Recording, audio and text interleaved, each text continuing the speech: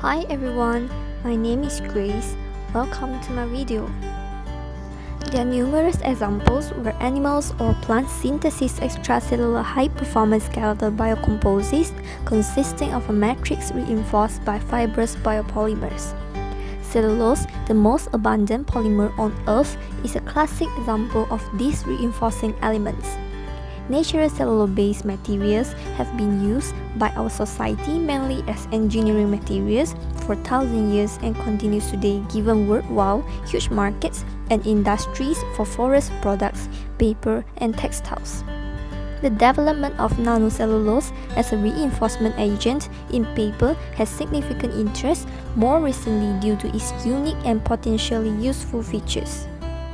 Recently, the utilization of new nanotechnologies is expected to provide a means for strengthening the competitiveness in many sectors. Since I'm newly employed by a paper mill, I have been given the task to discuss on the possibility of using nanocellulose as paper strengthening agents. Let's start! Nanocellulose is a transparent light solid substance obtained from plant matter which comprises nano-sized cellulose fibers. This material is a pseudoplastic and possesses the property of specific kinds of fluids or gels that are generally taken in normal conditions.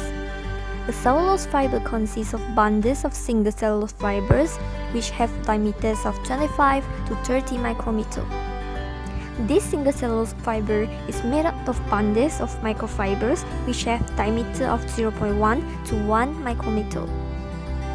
Nanocellulose is lightweight, stiffer than Kevlar, electrically conductive, and non-toxic. The crystalline form is transparent and gas impermeable. It can be produced in large quantities in a cost-effective manner. It has a very high tensile strength, which is 8 times that of steel. It is highly absorbent when used as a basis for aerosols or foams. The raw material is cellulose. Nanocellulose can be isolated from almost all biomass containing cellulose. It can be extracted from wood crops, agro-resources, and marine biomass by several mechanical and chemical treatments. Nanocellulose is produced using the following steps.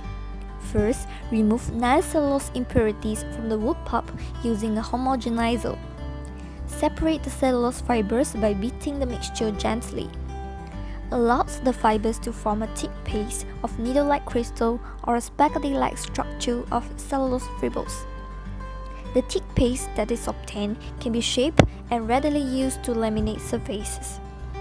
Once it is completely separated from the wood pulp, the nanocellulose is in water suspension.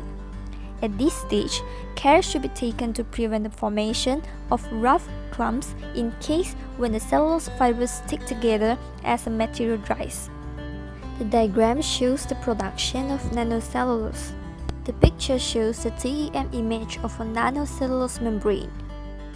Nanocellulose can be classified into cellulose nanocrystal (CNC), cellulose nanofibrils (CNF), and bacteriocellulose (BC).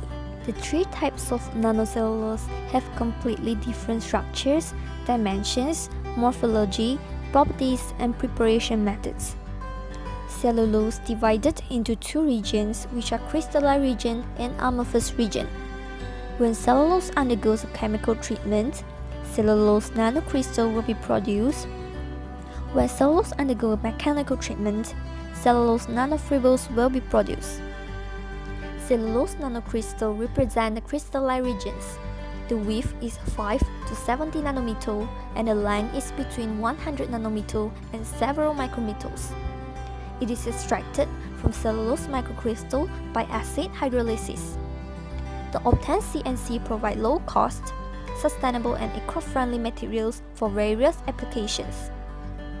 CNC possesses the unique properties of high surface area, high mechanical strength, and a liquid crystalline nature. CNC are basically hydrophilic in nature. However, they can be functionalized with various materials to satisfy challenging requirements. Acid hydrolysis generates CNC by the liberation of crystalline regions of the semicrystalline cellulosic fibers. The chemical process starts with the removal of polysaccharides bound at the fibrous surface and is followed by the cleavage and destruction of the more readily accessible amorphous region to liberate rod-like crystalline cellulose sections. Pre-treatments include the first extraction with dichloromethane, acetone, ethanol or benzene, an alkali treatment, a craft cooking process, and several bleaching cycles.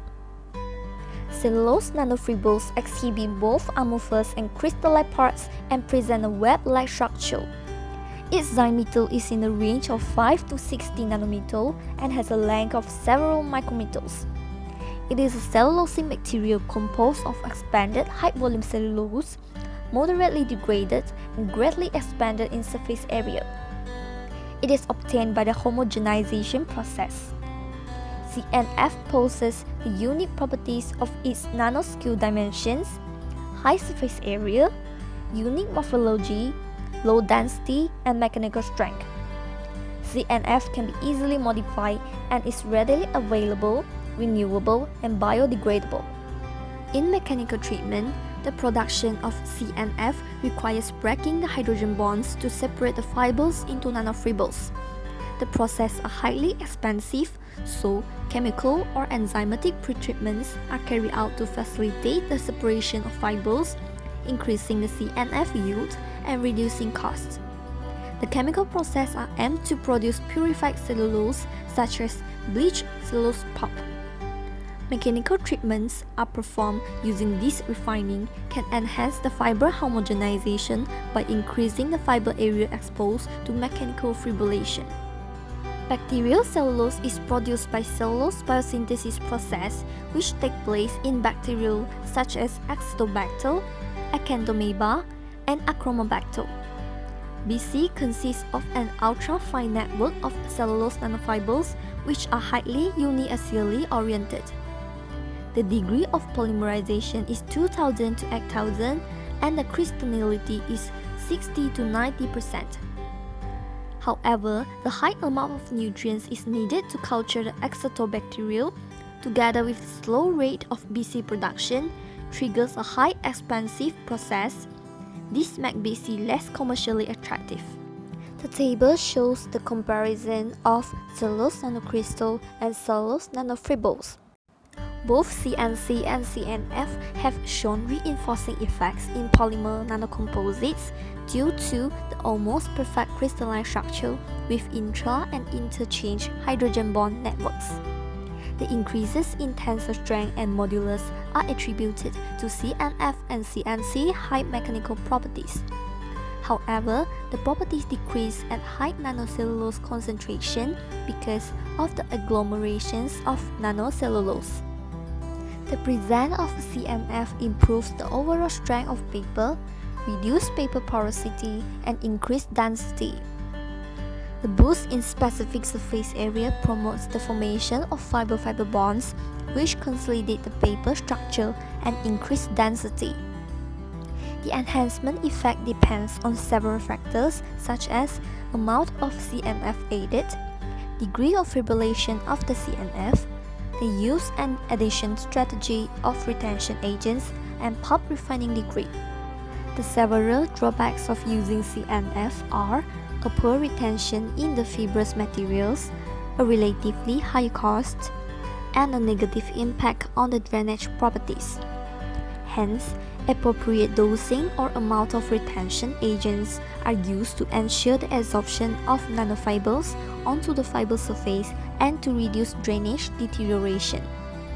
In conclusion, the nanoscale dimension and high mechanical properties of CNC and CNF make them ideal for polymer reinforcement. They are less expensive alternative and is useful material by the paper and pulp industries. Nanocellulose help to improve the fiber-to-fiber bond strength and act as a barrier in grease-proof type papers. It can be used as wet end additive to enhance retention, dry and wet strength in commodity type of board and paper products. Thank you for watching my video. Goodbye everyone.